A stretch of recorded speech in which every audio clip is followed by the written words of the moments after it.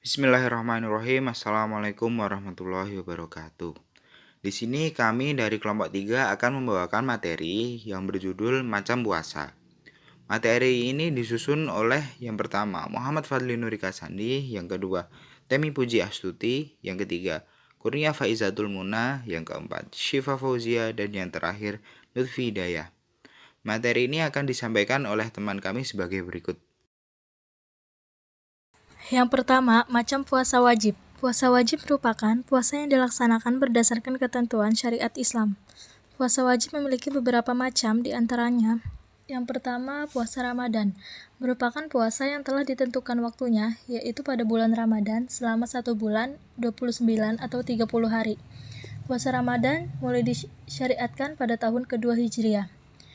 Yang kedua, puasa qadha, yaitu sebagai pengganti puasa Ramadan, atau puasa yang dilaksanakan untuk mengganti puasa Ramadan yang dapat dilaksanakan oleh seseorang karena suatu alasan. Bisa jadi alasan tersebut karena medis, usia, atau dalam suatu situasi yang tak memungkinkannya untuk berpuasa Ramadan. Yang ketiga, puasa nazar. Merupakan puasa yang tidak diwajibkan oleh Tuhan. Begitu juga tidak disunahkan oleh Rasulullah SAW, melainkan manusia sendiri yang telah menetapkannya bagi dirinya sendiri untuk membersihkan atau mengadakan janji pada dirinya sendiri bahwa apabila Tuhan telah menganugerahkan keberhasilan dalam suatu pekerjaan, maka ia akan berpuasa sekian hari. Yang keempat, puasa kifarat, yaitu merupakan puasa sebagai penebusan yang dikarenakan pelanggaran terhadap suatu hukum atau kelalaian dalam melaksanakan suatu kewajiban, sehingga mengharuskan seorang mukmin mengerjakan supaya dosanya diampuni. Kemudian, pihak yang boleh meninggalkan puasa. Bagi kaum muslimin yang telah memenuhi syarat wajib puasa, syariat memberikan ketentuan bahwa diperbolehkan bagi mereka berbuka puasa atau meninggalkan puasa dengan alasan-alasan atau sebab-sebab tertentu. Adapun alasan atau sebab seseorang boleh meninggalkan puasa adalah sebagai berikut. Yang pertama, orang sakit. Orang yang ditimpa sakit dibolehkan untuk tidak berpuasa. Hal ini berdasarkan firman Allah dalam surat Al-Baqarah ayat 184, yang artinya, maka jika di antara kamu ada yang sakit atau dalam perjalanan, lalu berbuka, maka wajiblah baginya puasa sebanyak hari yang ditinggalkan pada hari yang lain. Ayat di atas memberikan pemahaman bahwa bagi orang yang sakit dibolehkan untuk berbuka atau meninggalkan puasa Ramadan, sekalipun penyakitnya tidak parah, sebab pada keumuman ayat tersebut yang tertulis al-marid atau sakit. Yang kedua, musafir. Orang yang melakukan perjalanan atau musafir oleh syarat diberikan keringanan untuk berbuka puasa. Kebolehan berbuka puasa bagi musafir tersebut ditegaskan oleh Allah dalam Al-Quran surat Al-Baqarah ayat 185, yang artinya, maka jika di antara kamu ada yang sakit atau dalam perjalanan lalu berbuka, maka wajiblah baginya berpuasa sebanyak hari yang ditinggalkan itu pada hari yang lain. Seperti halnya orang sakit, bagi musafir pun diberi juga batasan dalam kebolehan untuk berbuka puasa. Jumhur ulama berpendapat bahwa bagi musafir yang dibolehkan berbuka puasa itu ada 2 syarat. Pertama, safar atau perjalanan tersebut menempuh jarak yang diperbolehkan untuk mengqashar sholat, dan kedua, safar yang dimulai sebelum terbit fajar. Ulama Hanabilah, khususnya Ibnu Qudamah, berpendapat bahwa safar yang dimulai pada siang hari atau setelah terbit fajar, walaupun setelah tergelincir matahari, dibolehkan untuk berbuka puasa. Dan ulama Syafi'iyah, khususnya An-Nawawi, menambahkan syarat ketiga, yaitu tidak bagi orang musafir yang melakukan safar secara terus-menerus. Kemudian yang ketiga, orang tua yang sudah lemah. Orang yang lanjut usia tidak mampu melaksanakan puasa Ramadan karena fisiknya sudah lemah. Oleh karena itu, kepada mereka diperbolehkan meninggalkan puasa Ramadan. Hal ini sebagaimana dikemukakan oleh Syed Sabiq dalam kitabnya Fikih As-Sunnah, yang artinya, diberi keringanan untuk berbuka puasa bagi orang yang sudah tua dan perempuan yang tua. Berdasarkan kutipan di atas, dapat difahami bahwa bagi orang tua yang sudah lanjut usia dibolehkan untuk berbuka atau meninggalkan puasa Ramadan, sebab pada umumnya mereka telah lemah atau tidak sanggup lagi berpuasa. Yang keempat, orang yang bekerja berat. Terhadap mereka ini juga diperbolehkan untuk berbuka atau meninggalkan puasa Ramadan, karena akibat dari pekerjaan yang mereka lakukan memungkinkan lemah fisik, sehingga memberatkan bagi mereka untuk berpuasa. Dan jika mereka tetap berpuasa, berakibat tidak bisa bekerja sebagaimana biasanya. Kemudian, yang kelima, wanita hamil dan menyusui. Keadaan wanita hamil dan menyusui menjadi salah satu sebab dibolehkan meninggalkan puasa Ramadan. Apabila keduanya khawatir atau takut akan membahayakan kepada dirinya, anak, atau diri dan anak secara bersamaan akibat dari puasa keduanya. Hal ini berdasarkan hadis Rasulullah yang diriwayatkan oleh Ibnu Majah yang artinya, telah memberitahukan kepada kami Hisham Ibnu Ammar dan Dimashqi dari Hasan dari Anas bin Malik. Dia berkata, Rasulullah SAW bersabda, memberi keringanan kepada wanita hamil yang khawatir akan dirinya boleh berbuka, dan bagi wanita yang menyusui yang khawatir kepada anaknya. Dari hadis di atas dapat difahami bahwa wanita hamil dan menyusui yang mempunyai kekhawatiran akan keselamatan diri, anak, atau diri dan anak, maka dibolehkan bagi keduanya untuk berbuka. Amalan fadilah di bulan Ramadan. Ada beberapa amalan utama yang dapat kita lakukan dalam mengisi bulan Ramadan. Antara lain, yang pertama berpuasa Ramadan. Ketika kita berpuasa Ramadan, sebaiknya kita juga menjaga hawa nafsu dalam berpuasa, yaitu dengan menahan diri dari segala hal yang bertentangan dengan puasa, seperti perbuatan yang sia-sia, perkataan keji, berdusta, dan yang lainnya. Amalan yang kedua yaitu melaksanakan sholat tarawih. Manfaat melaksanakan sholat tarawih adalah dapat menghapuskan dosa-dosa yang lalu. Tetapi jika kita ingin mendapatkan pahala semalam penuh, hendaknya kita juga mengikuti sholat tarawih bersama imam sampai selesai. Yang ketiga yaitu membaca Al-Quran. Seseorang yang mau membaca Al-Quran pada bulan Ramadan akan mendapatkan pahala yang sangat besar dan berlipat ganda, karena setiap satu huruf Al-Quran bernilai satu kebaikan, dan satu kebaikan dilipat gandakan menjadi 10 kali lipat. Amalan yang keempat yaitu bersedekah. Sedekah yang paling utama di bulan Ramadan adalah dengan memberi makanan untuk berbuka puasa kepada orang yang berpuasa. Karena dengan kita bersedekah memberi makan untuk berbuka puasa, sama halnya kita mendapatkan pahala seperti orang yang berpuasa tersebut. Yang kelima yaitu meningkatkan ibadah sunnah. Di antara ibadah sunnah yang hendaknya ditingkatkan di bulan Ramadan adalah melaksanakan sholat rawatib muakkad yang berjumlah 12.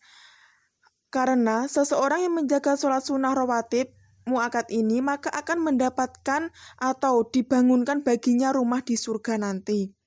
Yang keenam yaitu melakukan i'tikaf.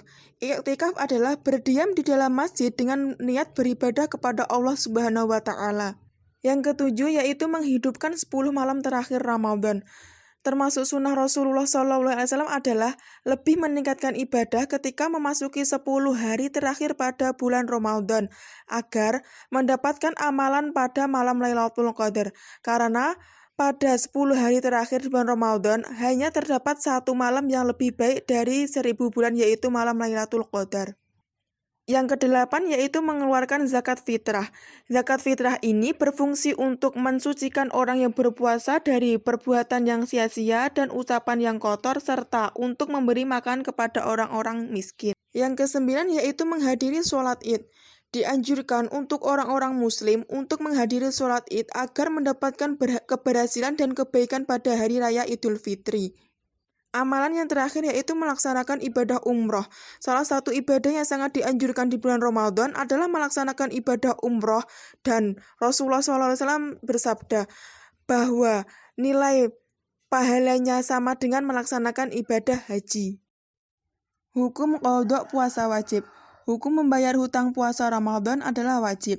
Jika seseorang memiliki hutang puasa Ramadan dikarenakan sedang haid atau hamil atau sedang melahirkan dan menyusui atau sudah lansia atau umurnya sudah tua atau sedang uzur, sehingga orang tersebut dapat meninggalkan puasa wajib, tetapi wajib juga hukumnya untuk menggantikannya di bulan yang lain.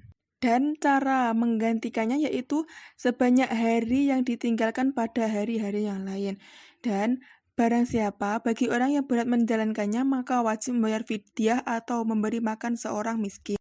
Adapun di dalam hukum mengganti puasa Ramadan disebutkan bahwa tidak ada ketentuan khusus mengenai batas waktu mengganti puasa tersebut.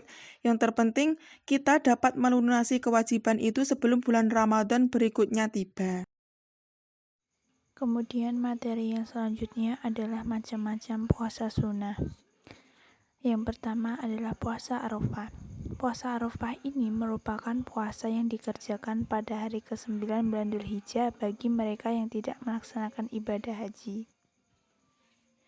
Puasa ini bertepatan dengan pelaksanaan wukuf di Arafah pada mereka yang telah melaksanakan haji.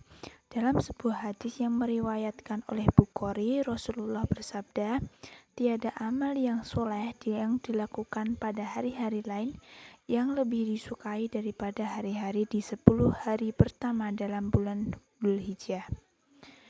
Puasa ini memiliki keutamaan. Yang pertama yaitu menghapuskan dosa selama 2 tahun, yakni 1 tahun sebelumnya dan 1 tahun setelah hari berpuasa.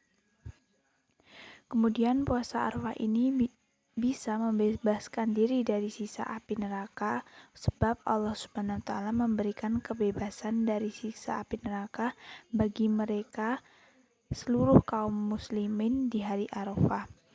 Di antara puasa-puasa yang pahalanya cukup besar adalah puasa hari Arafah pada tanggal 9 Dzulhijjah.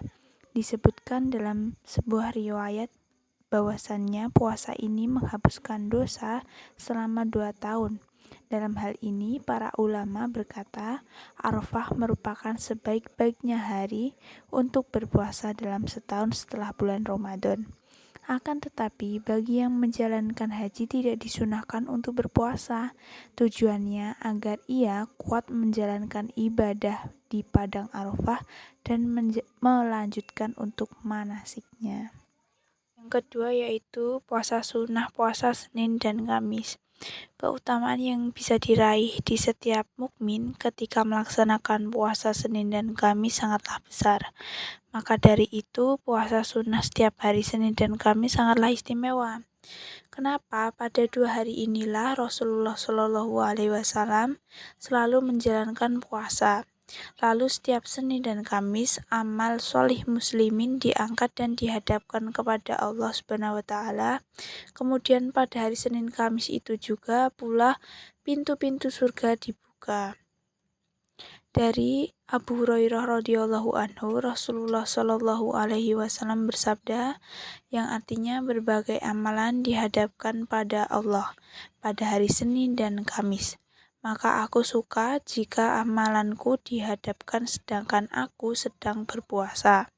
Kemudian dari Aisyah radhiyallahu anhu, beliau mengatakan Rasulullah Shallallahu alaihi wasallam biasa menaruh pilihan berpuasa pada hari Senin dan Kamis.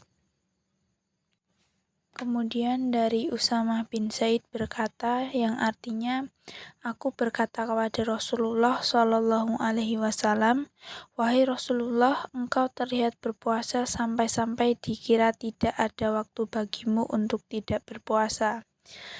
Engkau juga terlihat tidak puasa sampai-sampai dikira engkau tidak pernah puasa, kecuali 2 hari yang engkau bertemu dengannya akan berpuasa ketika itu.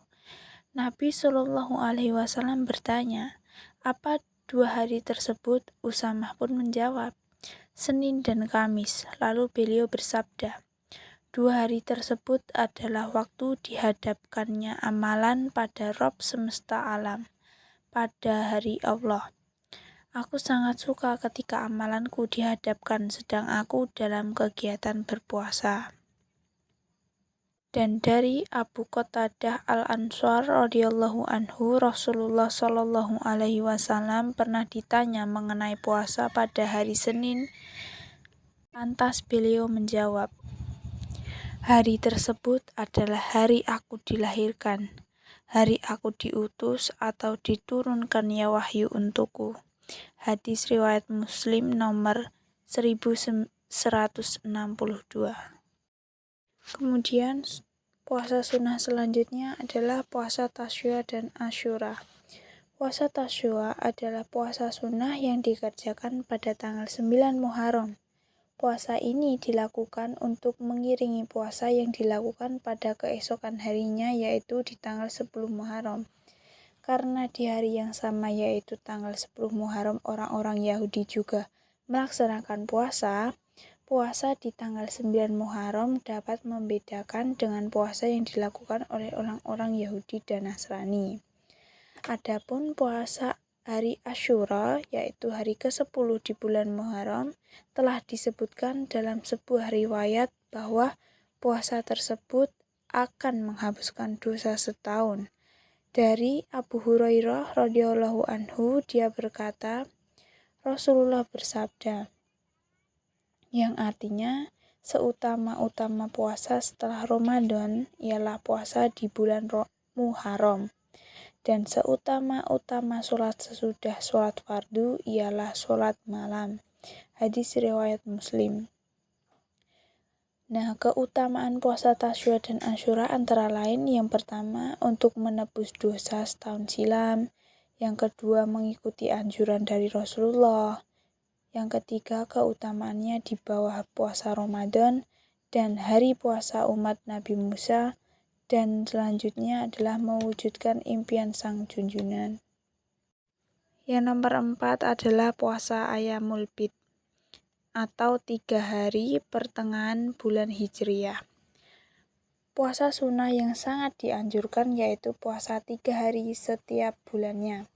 Banyak hadis yang meriwayatkan hal ini, bahkan dalam keterangan pahalanya disebutkan puasa ini pahalanya menjadi puasa sepanjang zaman. Diriwayatkan bahwa baginda Nabi Muhammad SAW tidak pernah meninggalkan puasa hari-hari Bid, baik beliau ketika berada di dalam kota maupun saat perjalanan. Hari-hari Bid adalah tanggal 13, 14, dan 15 di setiap bulan. Akan tetapi apabila ia berpuasa selain hari-hari ini, itu pun tidak mengapa, hanya saja hari-hari itu lebih baik. Sama halnya apabila ia berpuasa 3 hari secara terpisah. Keutamaan melaksanakan puasa Ayyamul Bid tersebut adalah melaksanakan puasa Ayyamul Bid termasuk utama, dilakukan setiap bulannya. Yang pertama, menghidupkan sunnah Nabi SAW. Yang kedua, meneladani Rasulullah yang berpuasa selama 3 hari berturut-turut di setiap bulannya. Yang ketiga, pahala sama dengan puasa setahun penuh. Dari Ibnu Milhan Al-Qaisi, dari ayahnya, ia berkata, Rasulullah SAW bisa memerintahkan pada kami untuk berpuasa pada Ayyamul Bid, yaitu 13, 14, dan 15 dari bulan Hijriyah. Dan beliau pun bersabda, puasa Ayyamul Bid itu seperti puasa setahun. Dari hadis riwayat Abu Daud dan An-Nasai mengatakan bahwa hadis ini adalah hadis yang sahih. Kemudian sebagai sarana menambah keimanan atau ketakwaan kepada Allah Subhanahu wa taala.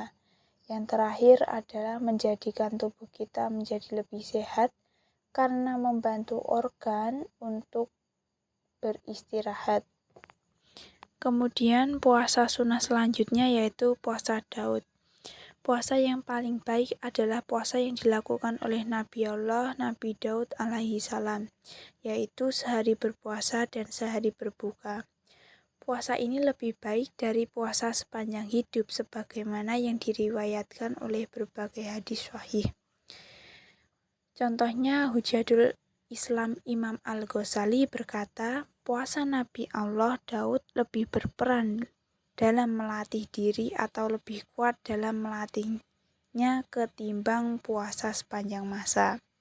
Nah, puasa ini memiliki keutamaan, yaitu yang pertama puasa yang disuka Allah. Seperti yang kita ketahui, banyak sekali puasa sunnah yang bisa dilakukan selain puasa Daud ini. Nah, puasa ini memiliki keutamaan, yaitu yang pertama puasa yang disuka Allah. Seperti yang kita ketahui, banyak sekali puasa sunnah yang bisa dilakukan selain puasa Daud ini. Kemudian yang selanjutnya adalah puasa sunnah paling afdol. Tak hanya paling disukai di sisi Allah SWT, rupanya puasa sunnah Daud pun termasuk juga puasa sunnah yang paling afdol. Seperti yang disebutkan oleh Syekh Abdurrahman Al-Juzairi dalam Fikih 4 Mazhab yang mengatakan, di antara puasa yang dianjurkan adalah puasa Daud, yakni 1 hari puasa dan 1 hari tidak. Di dalam hadis Nabi SAW disebutkan bahwa puasa ini adalah puasa yang paling afdol. Keutamaan yang selanjutnya adalah termasuk puasa yang adil. Kenapa disebut puasa yang adil? Karena adil di sini adalah umat yang melaksanakan tidak melupakan hak badan mereka. Mereka tetap melakukan ibadah sunnah, namun juga tetap memenuhi kebutuhan badannya untuk mengistirahatkannya dengan tidak berpuasa. Adil merupakan salah satu sifat yang disukai Allah. Bahkan setiap adil adalah hal yang sangat dianjurkan dan harus dilakukan untuk menghadapi masalah apapun. Puasa Daud termasuk puasa sunnah yang utama, seperti yang sudah dijelaskan pada hadis sebelumnya, bahwa puasa Daud adalah puasa yang adil, karena mampu menunaikan hak Allah dan hak badan. Selain itu, disebutkan juga bahwa tidak ada puasa sunnah yang lebih utama selain puasa sunnah Daud. Meskipun seseorang bisa melaksanakan puasa lebih darinya, tetap saja puasa Daudlah yang lebih utama. Hal tersebut pun dijelaskan juga dalam hadis lain yang artinya, puasalah sehari dan berbukalah sehari. Karena yang demikian itu adalah seutama-utamanya puasa, itulah puasa saudaraku Daud alaihi salam. Hadis riwayat Bukhari dan Muslim. Kemudian sebagai bentuk ibadah yang optimal. Selain beberapa keutamaan tersebut, melaksanakan puasa Daud pun merupakan bentuk dari ibadah sunnah yang optimal. Maksudnya apa? Bukanlah melaksanakan segala bentuk dengan sempurna atau full, namun optimal di sini maksudnya paling cukup dan tidak berlebihan. Allah tidak menyukai hambanya yang selalu berlebih-lebihan, atau dalam istilah lainnya bersifat ghulu. Pasalnya, sifat ini termasuk bagian dari sifat yang tercela dan melampaui batas. Begitupun dengan masalah ibadah, tidak dianjurkan jika dilakukan secara terus-menerus dan terlalu berlebihan karena bisa membuat diri malah menjadi lalai dari tanggung jawab dan kewajiban lainnya. Macam-macam puasa yang dimakruhkan diantaranya, yang pertama ada puasanya orang sakit, puasanya orang yang berpergian, wanita hamil, wanita yang musyi, dan orang yang sudah tua renta jika dihadirkan adanya masyaqah atau beban yang berat ketika mereka berpuasa. Bahkan pada beberapa kasus bisa mengarah kepada keharaman, yaitu jika benar-benar dapat dipastikan akan adanya bahaya. Yang kedua, puasa sunnahnya seseorang yang masih memiliki utang qadha.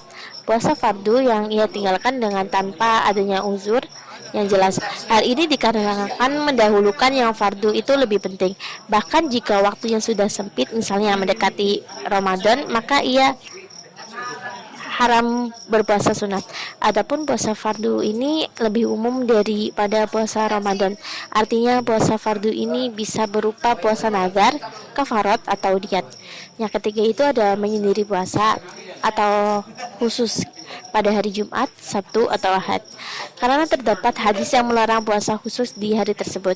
Adapun hadis larangan puasa khusus di hari Jumat tersebut diriwayatkan oleh Imam Al-Bukhari dan Muslim dari Muhammad bin Ibni Abad. Ia berkata, aku bertanya kepada Jabir radhiyallahu anha, apakah Nabi Muhammad SAW melarang puasa di hari Jumat? Ia menjawab, iya. Selain Abi Hashim menambahkan, yakni jika ia menyendiri atau mengkhususkan puasa di hari Jumat. Sedangkan larangan puasa di hari Sabtu adalah sebagaimana hadis yang dinilai hasan oleh Imam At-Tirmizi. Rasulullah SAW bersabda, janganlah kalian puasa di hari Sabtu kecuali yang telah Allah fardukan kepada kalian. Selain hadis tersebut, alasan pelarangan puasa di hari Sabtu karena orang Yahudi telah memuliakan hari Sabtu, begitu pula dengan orang Nasrani yang memuliakan hari Ahad. Adapun tambahan hari Ahad adalah Imam Zakaria Al-Ansari sendiri yang mengkiaskan atau menyerupakan kepada larangan mengkhususkan puasa di hari Sabtu. Yang keempat itu ada puasa selama 1 tahun bagi orang yang khawatir dapat membahayakan dirinya atau dapat terbengkalai hak atau kewajiban yang harus ia lakukan. Hal ini sebagaimana diceritakan dalam hadis suatu ketika Nabi SAW yang menegur Abu Al-Darda yang berpuasa terus-menerus hingga istrinya Ummu Al-Darda tidak terurus. Maka Nabi SAW menyuruh berhenti puasa supaya dia memberikan hak untuk badannya, keluarganya, dan istrinya. Yang kelima itu ada puasa di hari Arafah. Bagi orang yang menunaikan haji, hukumnya adalah khilaful aulad, yakni menyalahi hal yang lebih utama, yaitu disunahkan untuk berpuasa bagi orang yang berhaji karena mengikuti Nabi SAW dan agar ia kuat dalam melaksanakan doa dalam berhaji. Berikut 5 waktu yang diharamkan untuk berpuasa dalam Islam. Yang pertama, puasa hari raya Idul Fitri. Puasa pada tanggal 1 Syawal atau hari raya Idul Fitri dilarang oleh Rasulullah SAW. Dalam beberapa hadis diterangkan, hari raya Idul Fitri adalah hari orang-orang makan setelah 1 bulan menjalankan puasa Ramadan. Sebagaimana diterangkan dalam hadis riwayat Muslim, Rasulullah SAW melarang umatnya berpuasa di 2 hari raya, Idul Fitri dan Idul Adha. Dari Abu Sa'id Al-Khudri radhiyallahu anhu berkata, Rasulullah SAW melarang berpuasa pada 2 hari raya, yaitu Idul Fitri dan Idul Adha. Hadis riwayat Muslim. Yang kedua, puasa hari raya Idul Adha. Idul Adha termasuk dalam 2 hari raya yang dilarang untuk berpuasa, merujuk pada hadis Nabi SAW sebagaimana dalam puasa Idul Fitri pada hari umat Muslim disunahkan untuk menyembelih hewan kurban. Dalam riwayat Imam Bukhari, Rasulullah SAW telah melarang untuk berpuasa di 2 hari raya, yaitu Idul Fitri dan Idul Adha. Dari Abi Ubaid Maulana Ibni Nazar berkata, aku menyaksikan hari raya bersama Umar bin Al-Khattab. Beliau berkata, ini adalah 2 hari yang dilarang Rasulullah SAW untuk berpuasa, yakni hari berbukanya kalian dari puasa dan hari lainnya kalian makan dari hewan sembelihan kalian. Yang ketiga, puasa hari tasyrik. Hari tasyrik adalah 3 hari setelah Idul Adha, yaitu tanggal 11, 12, dan 13 Zulhijjah. Atas pendapat beberapa ulama, Rasulullah SAW melarang umatnya untuk berpuasa di bulan ini karena masih termasuk dalam hari Id. Sebagaimana dalam hadis riwayat Muslim dari Nubaysyah Al-Huzali berkata, Nabi SAW bersabda, hari-hari tasyrik adalah hari makan dan minum. Hadis riwayat Muslim. Yang keempat, hari Syak. Dikutip dari buku fikih puasa, Agus Arifin menjelaskan hari Syak melakukan adalah hari ke-30 pada bulan Sya'ban. Haram hukumnya untuk berpuasa di hari ini kecuali bertujuan untuk mengganti qada puasa Ramadan sebelumnya. Salah satu hadis yang menjadikan dasar larangan puasa di hari Syak sebagaimana diriwayatkan dalam Bukhari dan Al-Hakim. Artinya, siapa yang puasa pada hari Syak maka dia telah bermaksiat kepada Abul Qasim Nabi Muhammad SAW. Hadis riwayat Bukhari dan Al-Hakim. Yang kelima, puasa saat haid atau nifas. Diharamkan bagi wanita yang sedang haid atau nifas untuk berpuasa. Seperti diketahui, suci dari haid dan nifas adalah syarat untuk bisa menjalankan puasa. Dikutip dari buku fikih wanita karya Syekh Kamil Muhammad, wanita yang sedang haid dilarang untuk mengerjakan puasa. Begitu pula dengan nifas. Hukum nifas sama seperti haid. Rasulullah SAW pernah bersabda sebagaimana dijelaskan dalam riwayat Bukhari yang artinya, bukankah salah seorang di antara mereka kaum wanita apabila menjalankan masa haid tidak mengerjakan sholat dan tidak pula berpuasa? Para sahabat wanita menjawab, benar. Hadis riwayat Bukhari. Masuk ke pembahasan selanjutnya, yaitu hikmah puasa. Berpuasa tidak hanya sekedar menahan lapar, haus, dan syahwat semata. Jika menjalaninya dengan sungguh-sungguh, hikmah puasa tentu akan terasa lebih bernilai. Berikut beberapa contoh hikmah puasa yang wajib kita ketahui. Yang pertama yaitu penyucian jiwa. Berpuasa di dalam Ramadan mengandung banyak hikmah, diantaranya memberi pelajaran bagi manusia untuk melatih diri dan penyucian jiwa. Sehingga puasa bukanlah sekedar rutinitas belaka, melainkan bermakna secara spiritual, psikologis, serta humanis sosialis. Yang selanjutnya muraqabatullah. Muraqabatullah artinya selalu merasa diawasi Allah. Memang benar adanya seseorang bisa saja mengaku berpuasa, tapi hanya Allah yang tahu kebenarannya. Melakukan tindakan tercela selama berpuasa sepatutnya tidak dikerjakan apabila seseorang selalu menanamkan paham muraqabatullah. Sifat ini juga dapat membuat seseorang mempunyai imunitas pada jiwa dan batinnya, tahan akan godaan dan senantiasa merasa ketenangan. Yang selanjutnya, meredam syahwat. Hikmah puasa yang paling umum diketahui mukmin adalah meredam syahwat, termasuk hawa nafsu.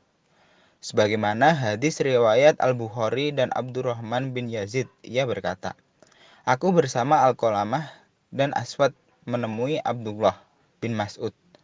Lalu Abdullah berkata, kami ketika masih muda pernah bersama dengan Nabi Shallallahu Alaihi Wasallam. Beliau bersabda kepada kami, wahai golongan pemuda, siapa yang mampu menikah, maka menikahlah. Karena sungguh hal itu lebih dapat menundukkan pandangan dan lebih dapat menjaga kemaluan. Dan siapa yang tidak mampu menikah, maka hendaklah ia berpuasa, karena itulah pengendali baginya. Yang selanjutnya ada membentuk kesabaran. Hikmah puasa adalah mendidik orang untuk memiliki sifat sabar. Jika puasa tersebut dilakukan sebaik-baiknya, maka akan timbul dalam diri seseorang sifat sabar. Karena dalam berpuasa, seseorang akan dilatih untuk bisa menahan diri dari perbuatan-perbuatan yang dapat membatalkan puasa. Misalnya, makan dan minum serta amarah. Yang selanjutnya, menyehatkan badan. Hikmah puasa pun dapat menyehatkan badan. Nabi Muhammad SAW bersabda, berpuasalah agar kamu sehat. Oleh karenanya, hikmah yang terkandung dalam puasa bukan hanya berguna untuk menyehatkan jiwa belaka, melainkan juga dapat menyehatkan badan. Berdasarkan pengalaman, banyak di antara orang yang sebelum berpuasa menderita berbagai penyakit seperti mah, namun setelah berpuasa ternyata bisa sembuh, bahkan sehat seperti semula. Yang selanjutnya ada membentuk sikap disiplin. Puasa juga mampu membentuk sikap disiplin terhadap seseorang. Bagaimana tidak, aturan tidak makan dan tidak minum sebelum azan maghrib tentu akan membentuk kedisiplinan secara perlahan. Tak hanya itu, jam makan sahur yang sebaiknya dituntaskan sebelum imsak juga tanpa sadar akan membuat seseorang lebih tepat waktu. Di sisi lain, menjalankan puasa secara tak langsung mampu membawa seseorang untuk lebih teratur dalam keuangan. Oleh karena itu, sebaiknya hal ini bisa menjadi kesempatan untuk menabung, karena pengeluaran dapat ditekan. Yang selanjutnya ada menciptakan kepedulian sosial. Momen puasa sepatutnya dimanfaatkan untuk menumbuhkan rasa peduli terhadap sekitar. Hal ini bisa dimulai dari tetangga terdekat yang membutuhkan pertolongan. Hikmah puasa yang satu ini umumnya juga dimaknai dengan merasakan apa yang dirasakan orang miskin dan kelaparan di luar sana. Yang selanjutnya meningkatkan takwa. Meningkatkan derajat seorang mukmin menjadi orang yang bertakwa, sebab orang bertakwa itu adalah orang yang paling mulia di sisi Allah Subhanahu wa taala. Sesuai firman Allah, Quran surat Al-Hujurat ayat 13. Sesungguhnya yang paling mulia di antara kamu di sisi Allah adalah yang paling takwa di antara kamu. Yang selanjutnya ada mendapat pahala ganda. Hikmah puasa selanjutnya adalah mendapat pahala berlipat yang tak terhingga dari Allah Subhanahu wa taala. Rasulullah Shallallahu alaihi wasallam bersabda, setiap amalan kebaikan yang dilakukan oleh manusia akan dilipat gandakan dengan 10 kebaikan yang semisal hingga 700 kali lipat. Allah Ta'ala berfirman, kecuali amalan puasa. Amalan puasa tersebut adalah untukku. Aku sendiri yang akan membalasnya. Disebabkan dia telah meninggalkan syahwat dan makanan karenaku. Bagi orang yang berpuasa akan mendapatkan dua kebahagiaan, yaitu kebahagiaan ketika dia berbuka dan kebahagiaan ketika berjumpa dengan Rabb-Nya. Sungguh bau mulut orang yang berpuasa lebih harum di sisi Allah daripada minyak kasturi. Yang selanjutnya, pelindung dari perbuatan buruk. Puasa merupakan pelindung dari perbuatan keji dan munkar. Sebagaimana sabda Nabi Shallallahu Alaihi Wasallam, puasa itu perisai pelindung diri yang membentengi dari sentuhan api neraka. Hadis riwayat Ahmad, Muslim, dan Al-Baihaqi. Yang selanjutnya, menjaga qanaah. Hikmah puasa lainnya adalah mampu menjaga sifat qanaah pada diri seorang muslim. Qanaah artinya selalu merasa bersyukur dan ridho atas nikmat yang diberikan Allah Subhanahu wa taala. Contoh sederhana, sikap qanaah yang mungkin terasa saat berpuasa adalah ketika berbuka dan menyadari bahwa hanya dengan meminum segelas air saja sudah merupakan nikmat yang luar biasa. Yang selanjutnya ada menggapai Lailatul Qadar. Salah satu kemuliaan dan keistimewaan yang terkandung di bulan Ramadan adalah satu malam yang disebut Lailatul Qadar. Malam Lailatul Qadar selalu menjadi malam yang ditunggu-tunggu, dirindukan, dan teramat dinantikan.